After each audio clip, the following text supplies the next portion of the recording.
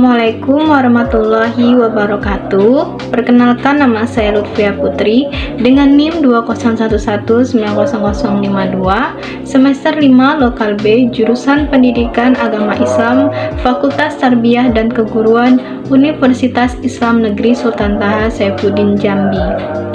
Baiklah, di video kali ini saya akan menjelaskan mengenai glosarium yang saya temukan di bedah buku yang saya lakukan di buku Kuliah Akhlak karya Profesor Dr. Yunahar Ilyas LCMA, yang mana tugas ini saya buat untuk memenuhi tugas ujian akhir semester saya dengan mata kuliah pendalaman materi akidah akhlak yang diampu oleh Ibu Silviana Hidayati MPDI. Baiklah, langsung saja saya akan menjelaskan glosarium yang saya temukan di dalam buku Kuliah Akhlak karya Profesor Dr. Yunahar Ilyas ini. Glosarium yang pertama saya temukan ada kata atsar, yang mana atsar ini adalah segala sesuatu yang berasal dari sahabat yang juga disandarkan kepada Nabi Shallallahu Alaihi Wasallam. Yang kedua ada kata akhlak, yang mana akhlak ini adalah tingkah laku seseorang yang didorong oleh suatu keinginan secara sadar untuk melakukan suatu perbuatan baik. Yang ketiga ada kata ahlul kitab, yang mana ahlul kitab ini adalah sekelompok pemeluk agama yang memiliki kitab suci yang diwahyukan Allah Subhanahu Wa Taala kepada Nabi dan Rasulnya. Lalu ada kata berkah, yang mana berkah ini adalah karunia Tuhan yang membawa kebaikan, kebahagiaan, dan keberuntungan dalam hidup manusia. Lalu ada kata bid'ah, yang mana bid'ah ini artinya adalah perbuatan yang dikerjakan tidak menurut contoh yang sudah ditetapkan, termasuk menambah dan mengurangi ketetapan yang telah ditetapkan. Lalu ada kata birrul walidain, yang mana birrul walidain ini artinya adalah bagian dalam etika Islam yang menunjukkan kepada tindakan berbakti kepada kedua orang tua. Lalu ada kata cinta, yang mana cinta ini adalah kesadaran diri, perasaan jiwa, dan dorongan hati yang menyebabkan seseorang terpaut hatinya kepada apa yang dicintainya dengan penuh semangat dan kasih sayang. Lalu ada kata dominasi, yang mana arti dominasi ini adalah sebuah paham politik untuk melakukan penaklukan atau penguasaan. Dalam hal ini bisa terjadi melalui eksploitasi terhadap agama, ideologi, kebudayaan, dan wilayah. Lalu ada kata dosa, yang mana dosa ini artinya adalah tindakan yang melanggar norma atau aturan yang telah ditetapkan oleh Tuhan. Lalu ada kata dakwah itu berarti suatu proses penyampaian, ajakan atau seruan kepada orang atau masyarakat agar mau memeluk, mempelajari, dan mengamalkan ajaran agama secara sadar. Lalu ada kata etos, yang mana etos ini artinya sikap, kepribadian, watak, karakter, serta keyakinan atas sesuatu. Lalu ada kata eksplisit, yang mana arti eksplisit ini adalah tegas, terus terang, gamblang, tidak berbelit-belit. Lalu ada kata etika, yang mana etika ini artinya konsep penilaian sifat kebenaran atau kebaikan dari tindakan sosial berdasarkan kepada tradisi yang dimiliki oleh individu maupun kelompok. Lalu ada kata fujur, yang mana arti dari fujur ini adalah perbuatan yang menyalahi syariat peri kemanusiaan maupun perbuatan. Lalu ada kata fisabilillah, yang mana arti fisabilillah ini adalah orang yang berjuang di jalan Allah.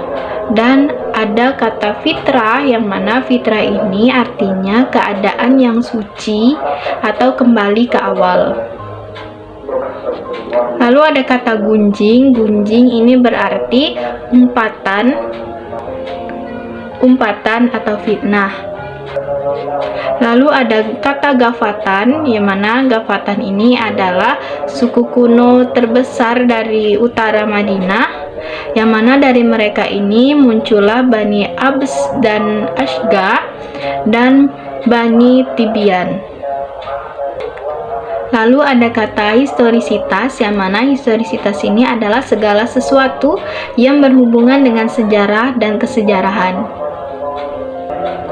Lalu ada kata hijrah, yang mana arti hijrah ini adalah perpindahan atau peralihan dari kondisi satu ke kondisi yang lain. Lalu ada kata istibar, yang mana istibar ini artinya sikap terus-menerus berusaha sabar atau perjuangan sabar. Lalu ada kata ihsan yang artinya merupakan perbuatan seseorang dalam melakukan perbuatan yang baik dan menahan diri dari perbuatan dosa. Lalu ada kata ittiba, yakni berjalan di belakang orang lain, mengikuti perbuatan orang lain atau tuntutan untuk mengikuti orang lain. Lalu ada kata ifah, yang mana arti ifah ini adalah menahan diri sepenuhnya dari perkara-perkara yang Allah haramkan. Lalu ada kata ijtihad yang artinya sebuah usaha yang sungguh-sungguh, dan ada kata istiqomah yang artinya berpendirian kuat atau teguh pendirian.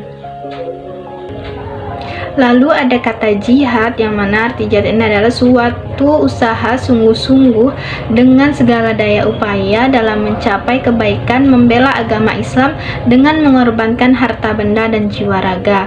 Lalu ada kata jubun yang artinya penakut, dan ada kata jujur yang artinya lurus hati, ikhlas, tidak berbohong atau curang. Lalu ada khalwah, kata khalwah yang artinya berdua-duaan antara pria dan wanita yang tidak mempunyai hubungan suami istri maupun hubungan mahram antara keduanya yang memiliki orang ketiga.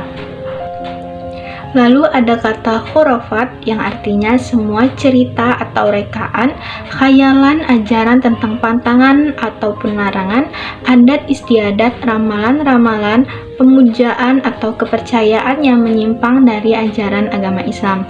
Lalu ada kata muraqabah yang artinya sifat seseorang yang merasa selalu dilihat dan diawasi oleh Allah Subhanahu wa Ta'ala.